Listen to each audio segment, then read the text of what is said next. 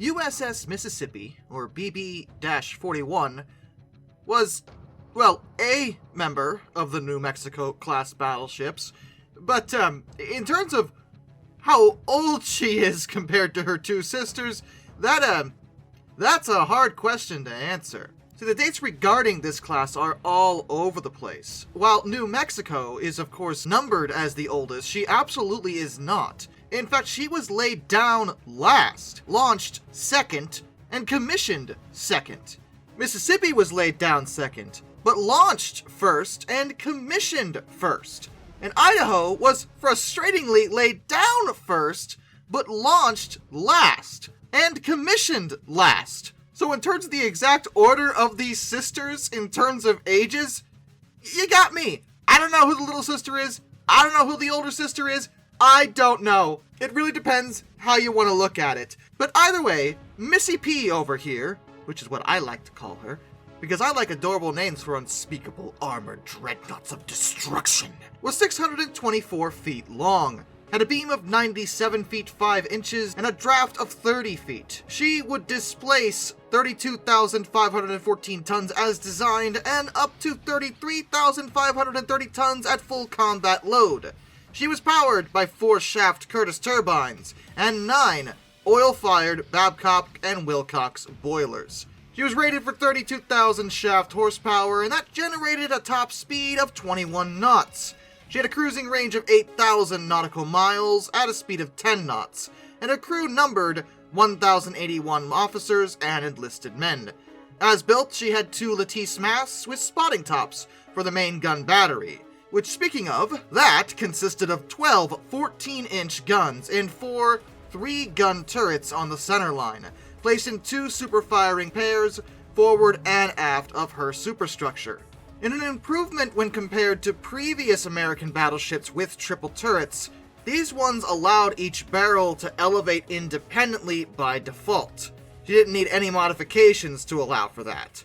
The secondary battery consisted of 14 5-inch guns, mounted in individual casemates that were clustered in her superstructure amidships. And initially she was supposed to have 22 of those, but experience during World War I showed that wasn't really helpful. The extras would have been unusable in anything but calm seas, so the total was reduced, and the extra casemates were plated over. She was also given 4 3-inch guns, and she had 2 21-inch torpedo tubes mounted submerged in her hull, 1 on each broadside. Her main armored belt was between 8 and 13.5 inches thick, and her main armored deck was up to 3.5 inches thick.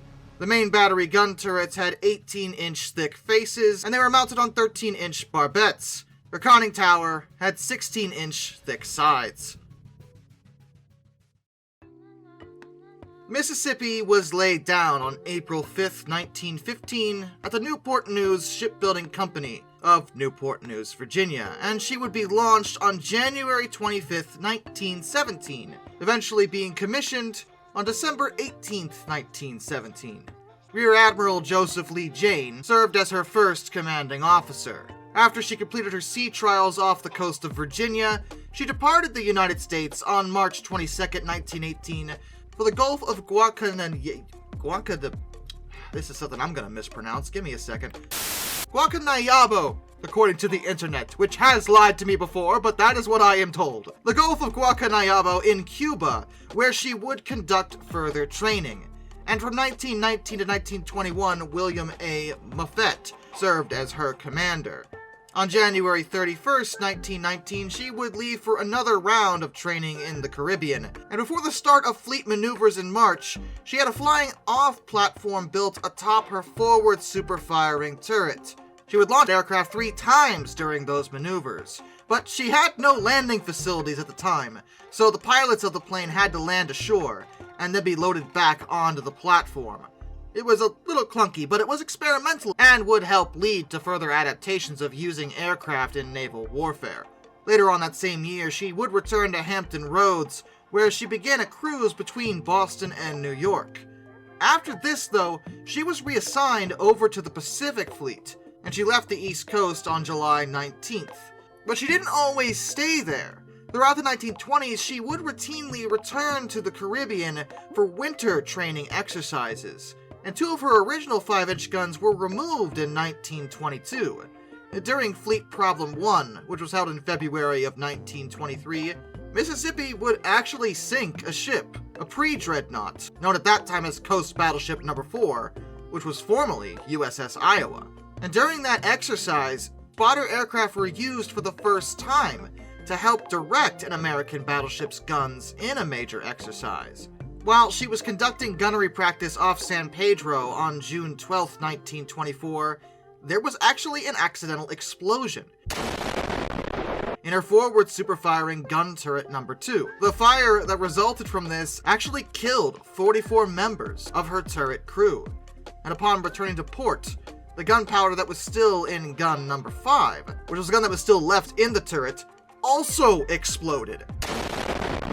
And that killed 4 members of the rescue team. And on top of that, the shell that was in the gun narrowly missed a passenger ship known as Yale. And yes, it was a complete mess. It was, in fact, at the time, the deadliest peacetime disaster in the United States Navy's history.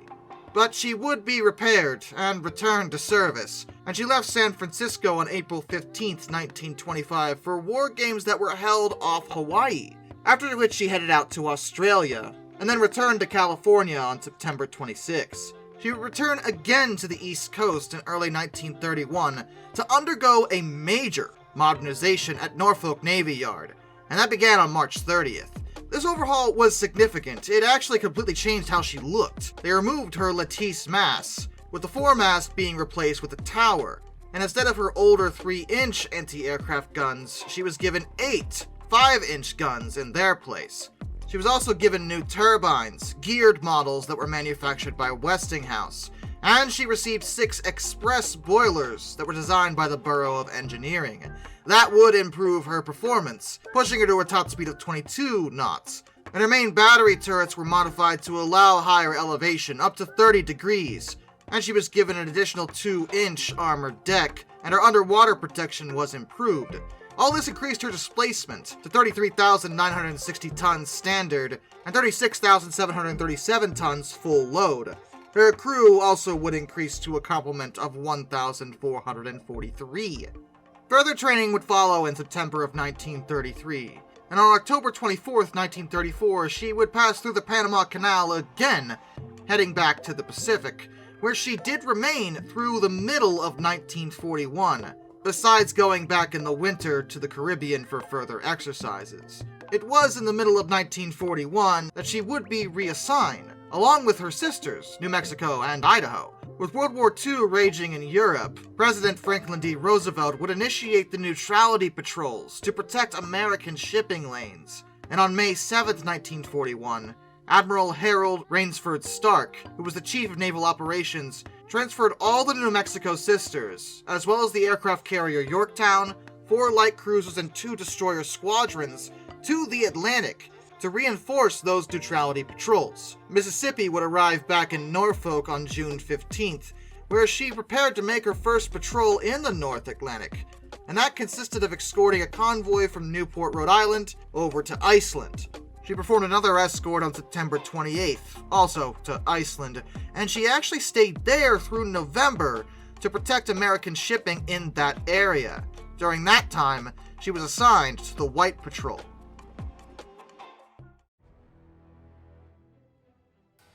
But when Pearl Harbor happened, on December 7th, 1941, Mississippi's situation would change again. She would be ordered to leave Iceland and head over to the Pacific to reinforce the fleet over there. She left on December 9th and reached San Francisco on January 22nd, 1942, where she began to conduct training and started escorting convoys along the West Coast, doing that for the following 7 months. In May of 1942, she received some further modifications. Her original 5-inch guns of the secondary battery were taken off to make room for more anti-aircraft guns. And on December 6 of 1942, she escorted a convoy of troop ships to Fiji, and then headed back, returning to Pearl Harbor on March 2, 1943. She would get her first taste of real action when she left Hawaii to support the liberation of the Aleutian Islands. She would bombard Kiska on July 22nd, and the Japanese garrison would withdraw from the island a few days later. And after that campaign was over, she returned to San Francisco for an overhaul. She would head out again to join the invasion fleet that was to attack the Gilbert Islands. During the Gilbert and Marshall Islands campaign on November 20th, she suffered another accidental explosion, also in the number 2 turret. Apparently she just can't catch a break with that number 2. The explosion killed 43 men, but fortunately there was no secondary explosion or almost shooting of a civilian ocean liner this time. She would be repaired and continued in the campaign, bombarding Kwajalein on January 31st, 1944, then Tarawa on February 20th, and Wache on February 21st. On March 15th, she would shell Japanese positions at Kavieng on New Ireland, and after all that, she was pretty well worn out, and had to return to the United States for an overhaul in Puget Sound. As a part of that, they increased her number of 5-inch guns from 8 to 14. She was able to return to the fleet with good time, and was able to provide gunfire support for the Marines that went ashore at Peleliu, performing bombardment duties on September 12th, which was 3 days before the landing. She would shell the island for a week before she moved on to Manus, which had actually recently been taken by American forces. She was assigned to the invasion fleet for the Philippines under Rear Admiral Jesse B. Oldendorf, and she left Manus on October 12th and arrived off Leyte, where she began to assist in the coastal bombardment. But during the Battle of Leyte Gulf, on the night of October 24th, Mississippi and the other battleships that were with her would take part in the last battleship-on-battleship engagement in history, the Battle of Surigao Strait. Vice Admiral Shoji Nishimura was moving his forces through the strait, but failed to detect a large number of American vessels, and the strait forced him to steam inline ahead. Oldendorf had his ships cross the T, allowing them to fire full broadsides, and in the ensuing action, American destroyers would inflict heavy damage on the Japanese, and concentrated fire from the battleships, led off by USS West Virginia, would do decisive damage and force their retreat. But during this exchange, Mississippi was a little lost. Not so much that she couldn't fire, but she was equipped with an older fire control radar. So in the darkness, she had trouble identifying targets. She fired only once, a single 12-gun salvo, and that was actually after Oldendorf had given the order to cease fire. The salvo turned out to be the last fired in that action, and therefore, the final shots ever fired between battleships was performed by Mississippi. It's not believed she hit anything when she did that, but she did do it. Mississippi remained off Leyte to continue providing gunfire support until November 16th, and after that she'd withdraw back to the Admiralty Islands. On December 28th, she would actually return to Leyte and anchor in San Pedro Bay. From there, she began shelling Japanese positions on the island of Luzon, beginning on December 6, 1945. And during that bombardment, a kamikaze would actually strike her, but Mississippi remained on station. She'd already blown herself up twice. She could take anything you guys can throw at her, okay? She would continue her bombardment duties until February 10th, when she did finally withdraw to Pearl Harbor to have the damage repaired. She'd returned to service in time to join the invasion fleet at Okinawa. She arrived off of Nakagosuku-wan on May 6 and shelled Shuri Castle, which inflicted serious damage on the Japanese defenses. Another kamikaze, which was misidentified as a friendly plane, wound up hitting her on June 5th, but again, she did not leave her station. She remained in action off of Okinawa until June 16th. And in July of 1945, she would have repairs done in USS ABSD-5. Just rolls right off the tongue, that one. It's a floating repair dry dock. When the Japanese finally surrendered, Mississippi, freshly repaired, headed to Sagami-wan, Honshu, as part of the occupation force, and arrived there on August 27th. She would be present during the signing of the surrender documents on September 2nd in Tokyo Bay. 4 days after that was done, she would leave Japanese waters to head back home to the United States, arriving in Norfolk on November 27th. Now, as you can imagine, being a dreadnought, you might be expecting me to say that Mississippi did not last very long after World War II was over. But in her case, there's a bit of a weird exception. The Navy decided not to actually get rid of her, at least at first. And they didn't even keep her in reserve. They actually utilized her. It was decided that she would be converted into a gunnery training vessel and assigned a new hull number since she wouldn't technically be a battleship anymore. And this is where things get confusing, because some references call her AG-128 and others refer to her as EAG-128. But either way, she was 128, and she was still USS Mississippi. She was reconstructed at Norfolk from November 1945 through April of 1948, and this saw most of her main armament completely replaced. Her number 1 turret was initially replaced by a 6-inch dual-purpose turret, and her number 2 and number 3 turrets were taken off entirely, though she did get to keep her number 4 turret at first anyway. 3 twin 5-inch dual-purpose mounts, 2 single 5-inch dual-purpose mounts, 2 twin 3-inch mounts, and 2 40mm Bofors quad mounts were installed. All this for training on a variety of different weapons. And during the yard period, she actually served as the flagship of the Operational Development Force, from March 18th to May 15th, 1947, and then as the flagship of the Battleship's Cruisers Atlantic Fleet, from June 11th to July 14th, 1947. In April of 1947, she would basically replace USS Wyoming as an anti-aircraft training ship. Wyoming was moored at the pier across from Mississippi, and the bulk of the crew on board her cross-decked over to Mississippi. When her reconstruction was completed, she would serve in the Operational Development Force, carrying out various gunnery tests and helping evaluate many new weapon systems. She was given 2 RIM-2 Terrier missile launchers, which were installed in 1952, and at that time she did finally lose her number 4 turret. The first test firings of those Terrier missiles would take place on the 28th and 29th of January in 1953 off Cape Cod, and she would later also be used to test the Petrel missile, which was a radar homing weapon, in February of 1956. However, just a few months after that, the Navy finally decided they had no more use for her.